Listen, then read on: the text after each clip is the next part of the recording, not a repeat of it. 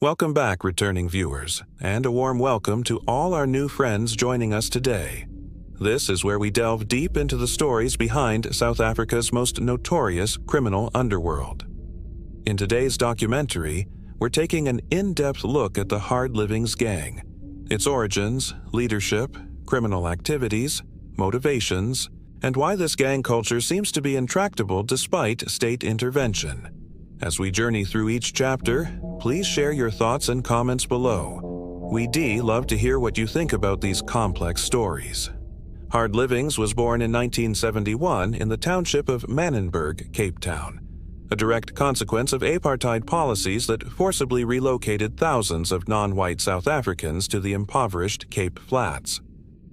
In an environment where poverty, unemployment, and despair reigned, young men found few options for survival. Out of this crucible of hardship emerged the Staggie twins, Rashaad and Rashied, whose determination and ruthlessness would lay the foundation for one of the most feared criminal enterprises in the region.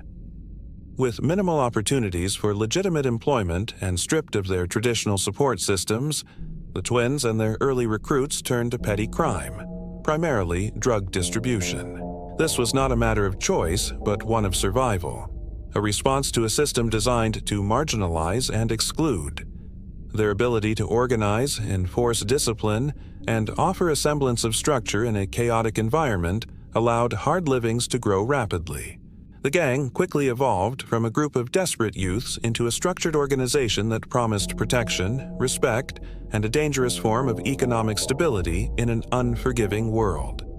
As Hard Livings began to carve out its territory in Manenberg, it also became a symbol of resistance, a twisted mirror reflecting the failures of state institutions. Its origins are as much about the quest for dignity and identity as they are about criminal opportunism. What do you think about the roots of Hard Livings? Please leave your comments below and share your thoughts. At the heart of Hard Livings' power lies its leadership, a legacy forged by the formidable Staggie twins. Rashaad and Rashied established a hierarchy that was both brutal and efficient, mirroring the militaristic discipline seen in the very institutions that had once oppressed them. Their early leadership was defined by unwavering loyalty, strict codes of conduct, and the promise of protection for those who joined their ranks. In the early days, the twins were the undisputed heads, organizing the gang into specialized units that managed drug distribution, extortion, and territorial defense. However, the violent nature of their world soon demanded adaptation. In 1996, Rashaad was tragically killed by vigilantes from People Against Gangsterism and Drugs, perpetuate, and in December 2019, Rashied was shot dead in Salt River, on the very street where his brother had perished. These seismic losses disrupted the gang's leadership but also gave rise to a new, decentralized model. Today, the leadership of Hard Livings is shrouded in secrecy. Power is now distributed among a network of senior lieutenants and local commanders who maintain the gang's grip on their territories through both loyalty and fear. Ranks are signified by tattoos and symbols that tell stories of initiation, violence, and the promise of a permanent place within this outlaw society. Despite police crackdowns and internal rivalries, the structure of Hard Livings remains resilient, continuously regenerating even in the face of devastating losses. We'd love to know, how do you think decentralized leadership affects the longevity of a criminal organization like Hard Livings? Share your views in the comments below.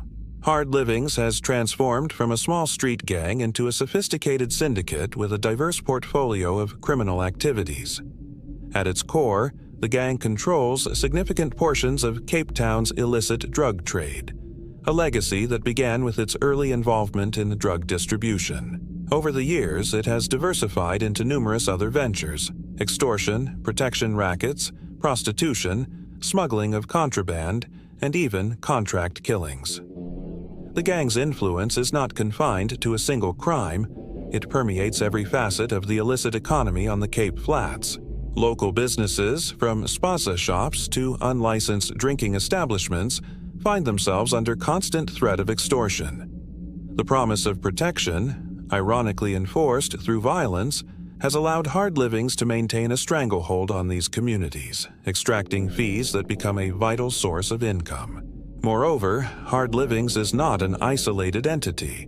It is part of a broader network of gangs that have forged alliances and rivalries over decades.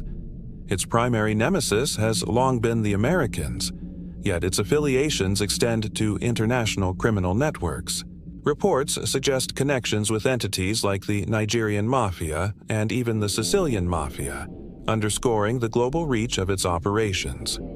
This multifaceted criminal activity is what makes hard living so formidable. It's a system where local survival, territorial control, and international smuggling converge to create an economic engine fueled by illicit profits. What are your thoughts on how these diverse criminal activities reinforce the power of gangs like hard livings? Drop your comments below. We're eager to hear from you. Why do gangs like hard livings continue to thrive in the face of overwhelming adversity and state neglect? The answer lies in a tangled web of historical, socio-economic, and cultural factors that have shaped life in the Cape Flats for generations.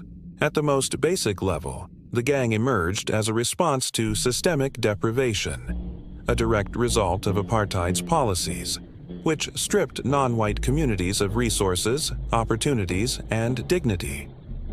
In a society where legitimate pathways to success are blocked by institutional racism and economic exclusion, criminality becomes a powerful, albeit dangerous, alternative.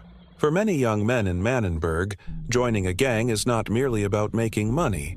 It is about reclaiming agency and establishing an identity in a world that has long marginalized them. Economic desperation is a potent motivator. With unemployment rates soaring and social mobility nearly non-existent, the quick money offered by drug trafficking, extortion, and other criminal enterprises becomes an attractive option.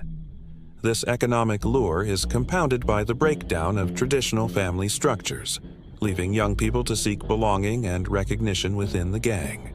Hard livings provides not only a source of income, but also a sense of community, where loyalty is rewarded and respect is earned through acts of violence and defiance. Moreover, the violent rituals of initiation and the pervasive culture of brutality serve to normalize criminal behavior. Once an individual is drawn into this cycle, the allure of belonging, coupled with the constant reinforcement of gang loyalty, makes it incredibly difficult to extricate oneself. The state's failure to offer viable alternatives only deepens this dependence. What do you believe are the most powerful motivators that drive individuals to join such dangerous organizations? Let us know in the comments below. Despite numerous interventions by law enforcement and government agencies, gang culture in South Africa remains deeply entrenched, almost as if it were an unchangeable part of life on the Cape Flats. This intractability is the product of a multitude of factors that continue to reinforce and perpetuate criminal networks like hard livings. First, consider the enduring legacy of apartheid, a system that not only inflicted economic hardship but also dismantled traditional social structures. The forced removals and systemic discrimination created communities defined by poverty and isolation. In such an environment, gangs evolve not just as criminal enterprises, but as alternative social orders that offer a sense of identity and belonging. Gang membership becomes a rite of passage, passed down from one generation to the next, creating a self-sustaining cycle that is extraordinarily difficult to break. Secondly, the economic void in these communities plays a significant role. With very few opportunities for legal employment and upward mobility, young people find themselves drawn to the lucrative world of illicit trade.